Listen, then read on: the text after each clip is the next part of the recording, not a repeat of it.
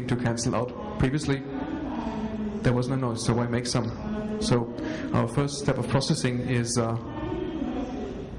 putting in a delay into that guy. So this one gets a delay that is equal to the travel time of the sound from here to here. Let's see what happens.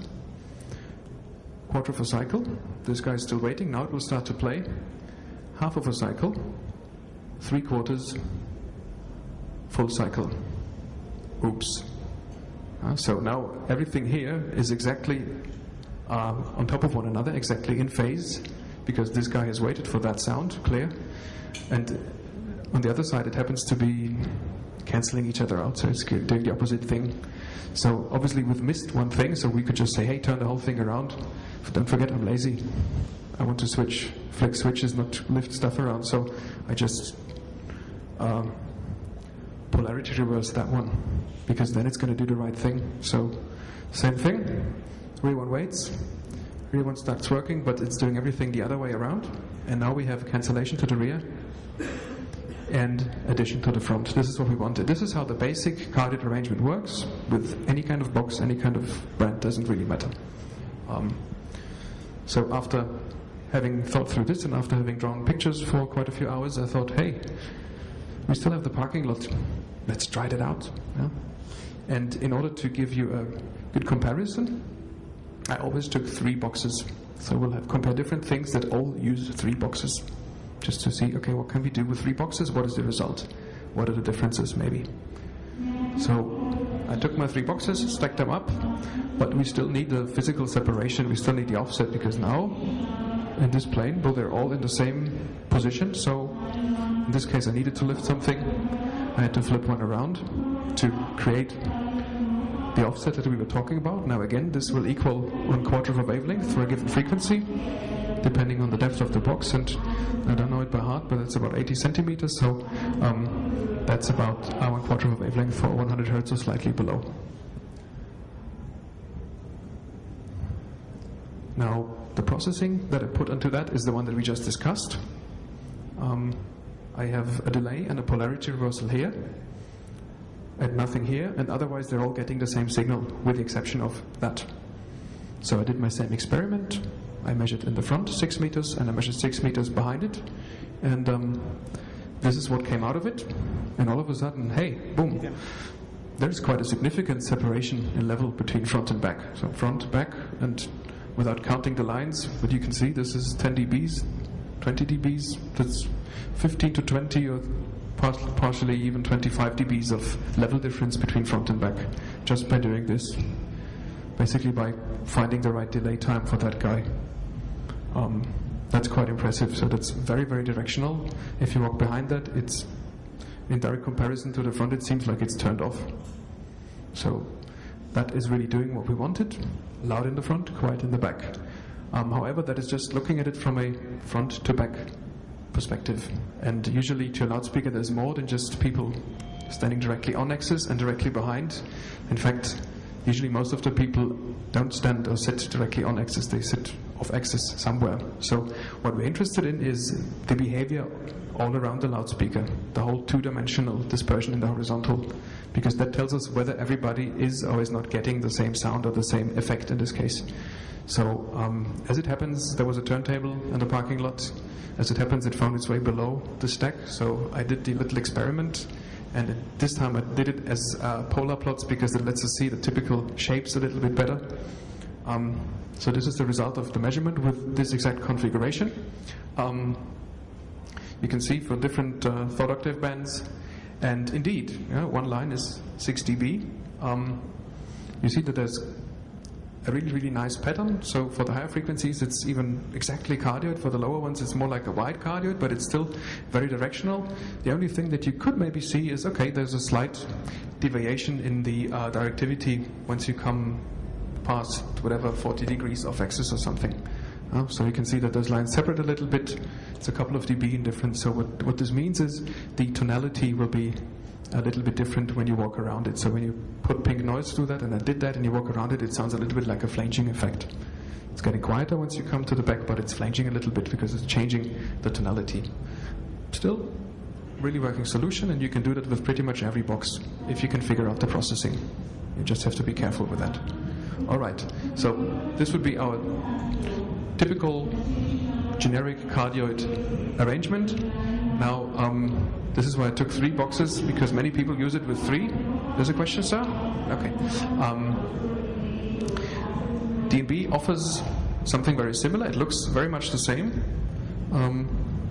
So you also put the boxes in this way, but I call this an engineered cardioid array because I don't know how familiar you are with DNB. DNB systems is always not just a box, but it comes with a loudspeaker with an amplifier with a DSP inside with prepared presets for every kind of loudspeaker.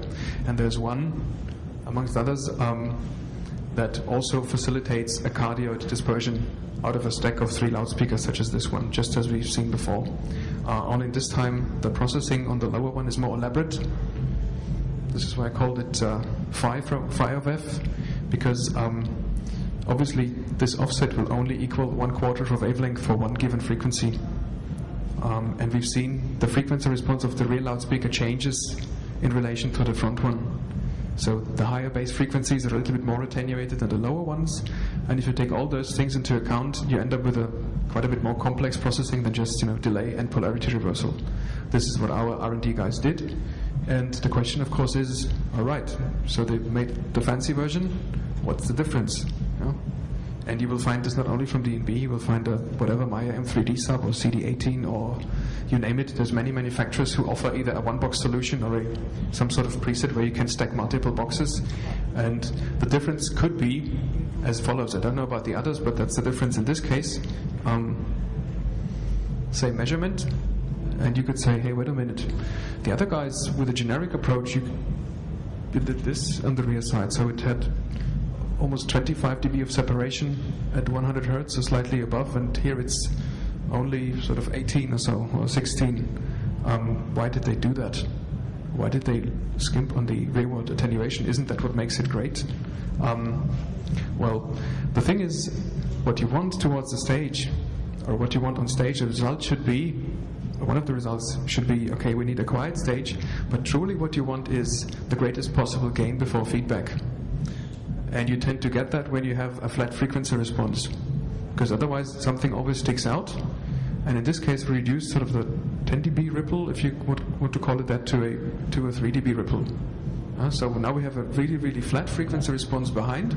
That makes our life easier. If we're using high-quality condensers on a grand piano or something, they are also super flat. So we don't want to have to bend their frequency response just to accommodate for that. And this is a compromise, of course. You could say, no, but my instrument is really loud as 110, or really quiet at 110, so I need this additional attenuation. Okay, you can always come up with a sort of exception to that rule, but having a flat frequency response usually makes your life easier. So this is one difference. Flat frequency response behind, still very, very big separation in level. And to tell you the truth, I stood behind both variants and we switched them, and I'm like, which one is which? I couldn't really tell, because obviously as soon as you reach some 15 dB or so of separation, the additional 5 dB or so don't make that much of a difference. I was surprised to find out about that, but that's just our experience. We stood 3 colleagues like, which one is it? It's definitely much, much quieter, but we couldn't hear the tonal difference between this and that. But I'm sure a microphone would notice. Yeah? So that is this difference from front to rear. And of course, I still kept the turntable, and this is the other difference. So the dispersion is very, very, very constant over frequency with this method. So it doesn't change the pattern all that much. It doesn't change that the lines are very close to one another. So this is also one of the benefits. This was the compromise that was reached, because DNB, maybe you know that, maybe you don't, DNB is very obsessed about constant directivity. We feel that proper directivity behavior is one of the most important, if not the most important features, properties that live sound reinforcement loudspeakers can have, because then I can aim the sound to go somewhere, and I can be confident it's happening broadband and not just for some frequencies. So we always strive for the best possible constant directivity behavior, and that was also attempted here and achieved. So it's very, very constant. If you walk around that thing with pink noise running, it just gets quieter. It doesn't change tonality. You don't hear the flanging sound. And in some cases that matters. Not always given, but in some cases that's really important. All right, so now these are two variants that use sort of the same footprint stacking in some way, and I'm sure many of you have used something like that. But there's also another way you can achieve a directional subwoofer array, and this is commonly referred to as a so-called end-fire array, or some people term it a shotgun array or something like that, but a commonly used name for that is end-fire. How does it work? Well, again, I take 3 boxes in this case, and I put up the first one and the second one in front of it, again with a given spacing, and a third one. So I put one behind the other, or one in front of the other, if this is the audience on that side and the stage on that side. And what is the processing? Well, the processing is this. So this box waits for the sound of that box, and this box again waits for the sound of that box. But since this guy has been waiting for that guy as well, everything is in sync to the front, and it's getting out of sync to the back. And if I want to do an end fire. So, question, sir?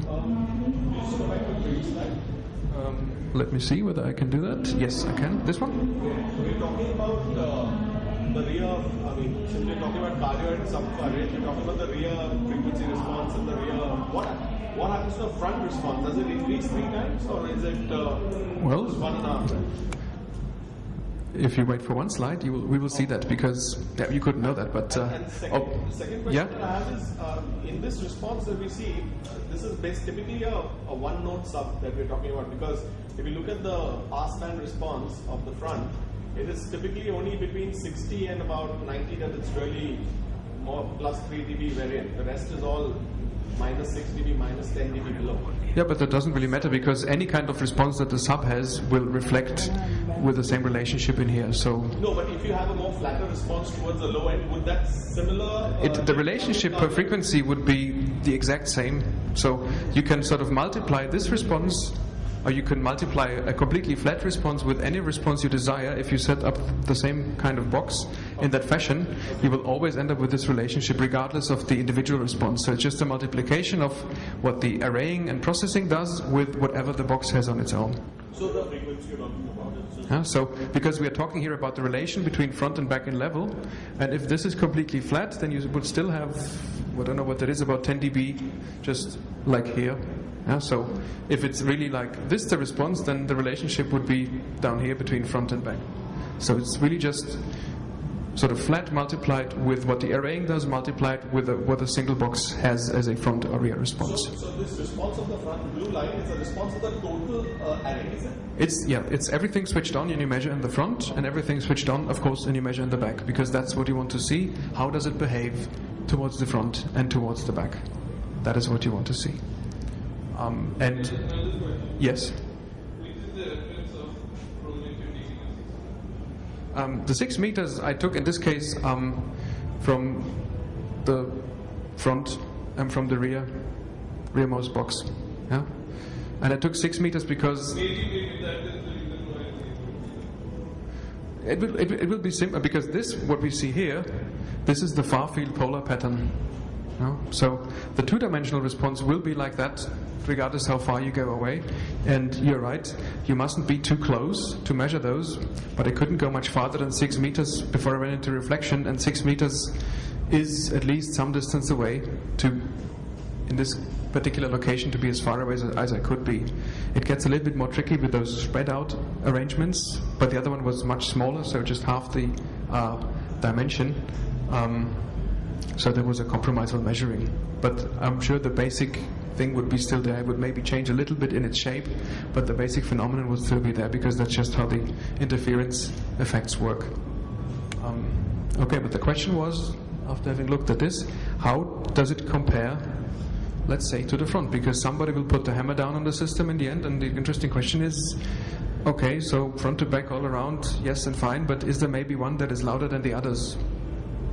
I didn't know myself. I just read a lot of things in forums, people saying this and that, and usually you try to find out before I comment that, so I found out, and this is what happens. So let me just explain briefly. The blue line is just 2 subwoofers, one on top of the other. The red line is 3, just everything pointing to the front. This gives us sort of the lower and upper limit of what we could do. And those 3 lines are, green is the end fire, but the smaller one, since this worked definitely better than the big one. The brown is sort of the engineered cardioid version, in this case the B ones, and the green, the purple one, pink one is the generic cardioid. And if we now look at the, let's say, main passband of a subwoofer of this size, which is maybe from 40 to slightly above 100, roughly, or the typical subwoofer range, 40 something to 100, maybe a little bit above. We see that in this frequency range, 30, 40, 50, 60, 170 hertz, so questionable whether the sub of the day would do this frequency, but this is what happens. Yeah. It just goes to... Yeah, but I can't show you 800 because... so that's not 800, it's really 170, 200 would have been here, and I just... It's 10, 20, 30... No, it's really spread out. Because I cut this out of a screenshot of the bigger one, and 200 was here. So you see this one line for every 10 hertz, and you can see the spacing makes it longer. So this is where the end fire starts to win, although it's doubtful whether this is a frequency range that a subwoofer would typically do. Some maybe do, some don't. And for the rest, you can see there's a frequency range, 120 plus range, where the two